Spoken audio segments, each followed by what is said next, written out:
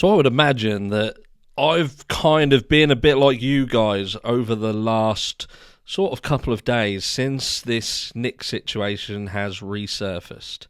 And if you're unfamiliar, I've done videos on it. I did a live the other night. Go and have a check it out. But basically, Nick, the tow truck driver, has apparently come back out to have a discussion. He had a discussion on Squirrel Girl Crime Time. The link to that video is in the description of my live, so you can go and check that out as well. And he has said, look, 100% sure, 100%o that it was Kiely that he saw on the Saturday. That is after the party, after the fire cam footage would appear to show a vehicle going into the reservoir. That brings some massive questions. And I think one of the big questions is, look, maybe, just maybe, Sami didn't lie about something. And I know what I can hear you all say. You're all saying, No, she's a liar. Everything she said, absolute shit from start to finish. Not one word of truth has come out of that girl's mouth. Chill and listen.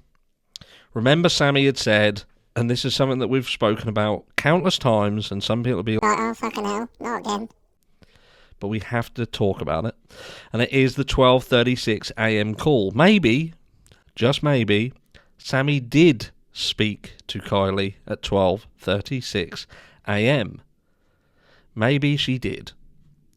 Maybe, just maybe, hear me out, because what we're looking at is that we're now going down the route of a potential cover-up, aren't we? Well, that's what we're looking at. At the end of the day, if Nick is saying that he saw Kiely, or he believes he saw Kiely, on the Saturday, and that footage of this meeting has vanished, then we are talking about cover-up. So, could that have gone very much like this? Kiely goes to a party with Mags.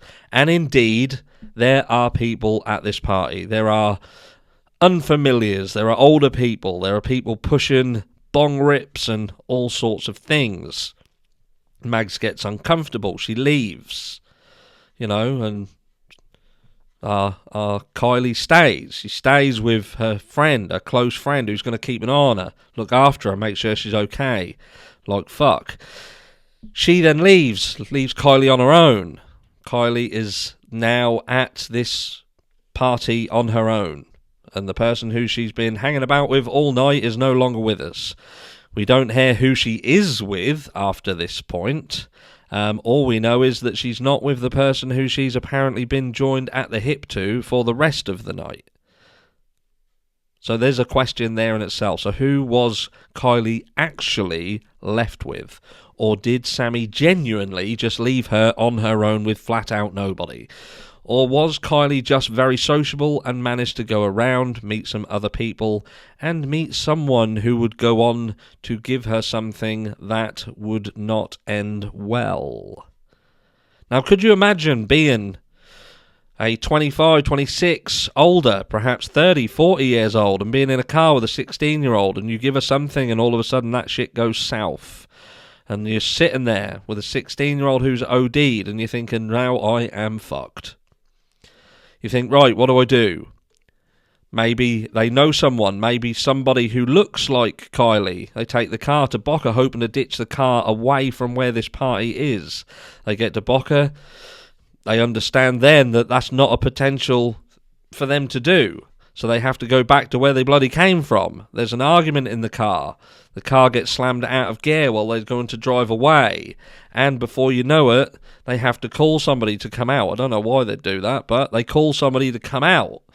And the guarding of the vehicle, this male and female, the female is twitching like fuck because she knows that there's somebody in the car who has OD'd and she doesn't want to get caught.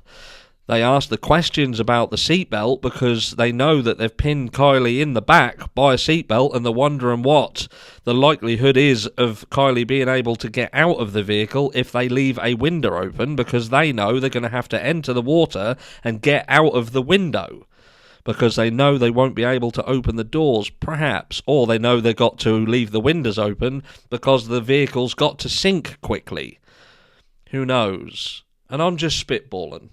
I'm just spitballing. I'm just putting it out there. But look, Nick thinks that he saw, or he is sure that he saw Kiely. He has 100% put a motherfucking $1 million bet on it that it was Kiely. But let's put it this way. He didn't know whether the male was Jagger. So we know that a lot of the girls around Kiely pretty much look the same. Some of you guys out there, many of you guys out there, were fooled by the Callie Ross situation. You know, there was people doing overlays and were still certain that was Kiely. So he could have made a mistake. But that don't mean he was wrong. Think about it. Let me know what you think. Let me know down below. What the fuck is going on in this case? Someone please tell me. And I'll catch you all in the next one.